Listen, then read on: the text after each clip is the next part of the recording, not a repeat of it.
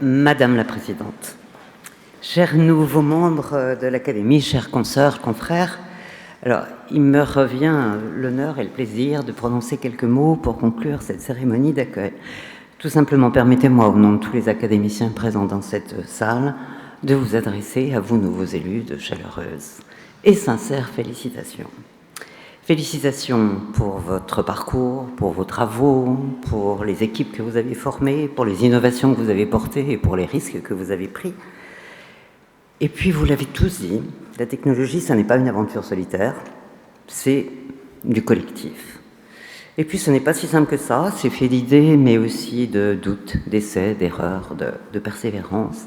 Alors, vous l'avez compris, votre entrée dans cette académie, c'est pas seulement une reconnaissance, c'est une responsabilité.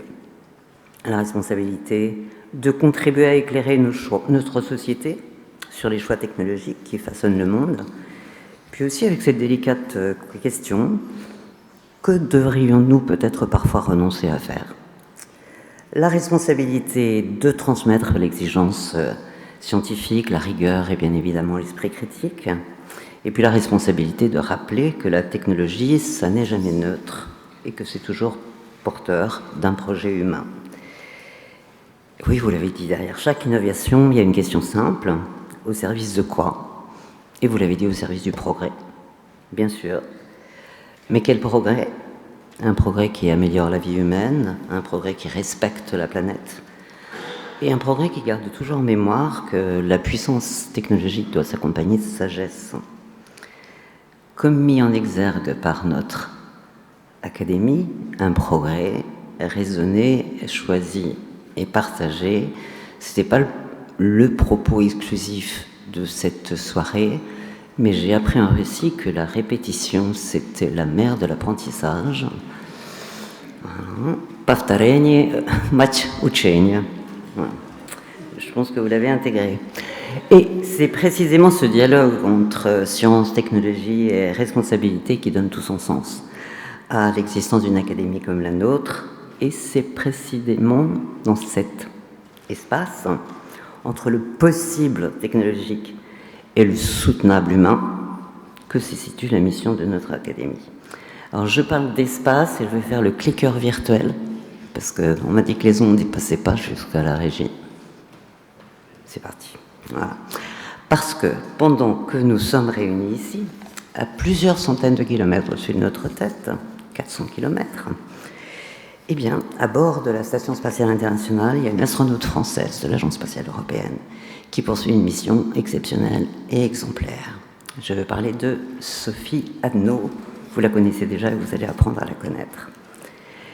Sur cette orbite, Sophie, elle est à 28 000 km/h, vitesse de satellisation. Elle fait un tour de Terre en 90 minutes, ce qui veut dire que pendant cette cérémonie, elle aura déjà vu plusieurs couchers de soleil.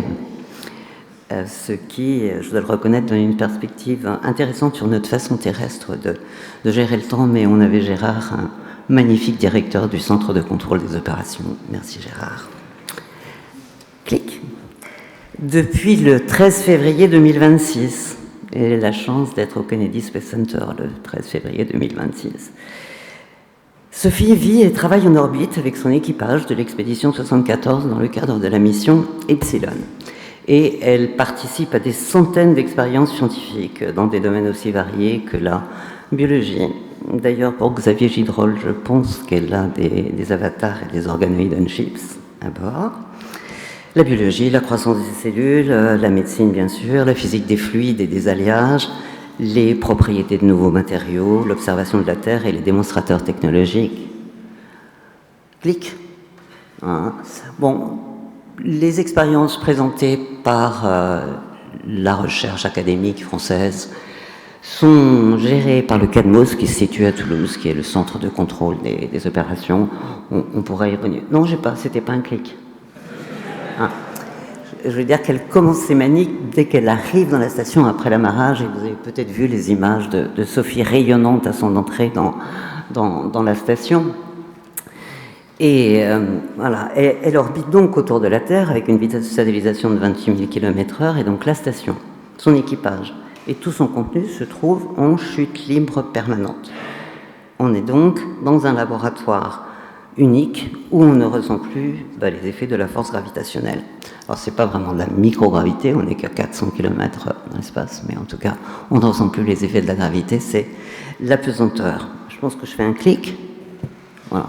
C'est pour vous montrer le type de laboratoire qu'on a aujourd'hui à bord de la station. Alors on y travaille sur des organ-on-chips, on y travaille sur les nouveaux matériaux, les nouveaux bétons. On a entendu plein de choses aujourd'hui. Je pense qu'il y a plein de gens qui peuvent être intéressés par la situation particulière de la microgravité.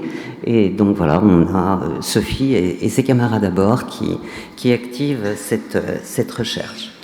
Le parcours de Sophie est remarquable. C'est une ingénieure super-héros avec un Master of Science du MIT en neurosciences, pilote d'hélicoptère, première femme pilote d'essai d'hélicoptère pour l'armée de l'air et de l'espace, où elle est colonel, après un nombre remarquable de missions opérationnelles en terrain de guerre. Elle a été sélectionnée astronaute par l'Agence spatiale européenne parmi 22 500 candidats. Et elle vient donc d'entamer sa première mission spatiale et elle est partie pour une durée probable de 8 à 9 mois. Alors je dis l'incomparable Sophie, et je le dis vraiment avec une sincère et profonde admiration. Elle incarne quelque chose d'extrêmement précieux. C'est la capacité de notre société à produire des trajectoires d'exception.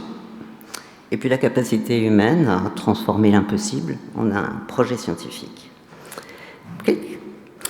Ce qui est fascinant dans l'aventure spatiale, ce n'est pas simplement cette prouesse technique, c'est tout ce que cela représente. La coopération internationale, la confiance dans la connaissance, la rigueur, l'excellence. Cette capacité à construire et à exploiter ensemble dans un monde fracturé, depuis plus de 25 ans aujourd'hui, une telle infrastructure orbitale qui fait plus de 400 tonnes en orbite, c'est l'un des plus beaux symboles de ce que l'humanité peut accomplir lorsqu'elle choisit la coopération plutôt que la rivalité dans ce monde si troublé. Et Sophie et son équipage multiculturel rappellent au monde entier que l'exploration spatiale, ça reste une des plus grandes aventures humaines. Alors, au-delà, il y a aussi une petite révolution tranquille, ici en France. Diapo suivante. C'est ça. Entre ma mission Cassiopée à bord de Mir en 1996 et la mission Epsilon, 30 ans se sont écoulés pour y voir de nouveau une astronaute. Il a bien fallu plus de 25 ans à l'Académie des technologies pour avoir une présidente.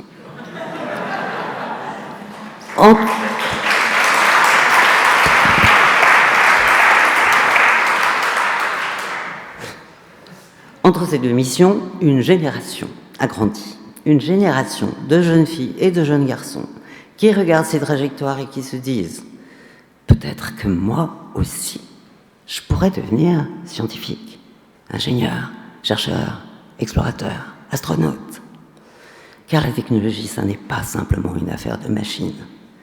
C'est d'abord une affaire d'imaginaire. Et vous, nouveaux académiciens, vous allez aussi avoir un rôle essentiel dans ce cadre. Vous l'avez déjà, non seulement produire du savoir, mais il faut le transmettre, il faut le raconter, il faut l'incarner, il faut le rendre accessible et parfois aussi le questionner. C'est à nous aussi de susciter des vocations, de faire naître des passions, de transmettre la rigueur intellectuelle tout autant que ce sentiment d'émerveillement et le goût de la science.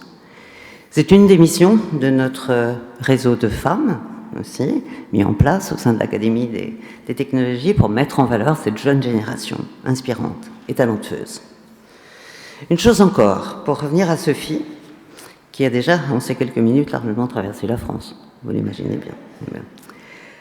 Tous les astronautes qui regardent par le hublot restent silencieux, la première fois, emplis d'émotions, à voir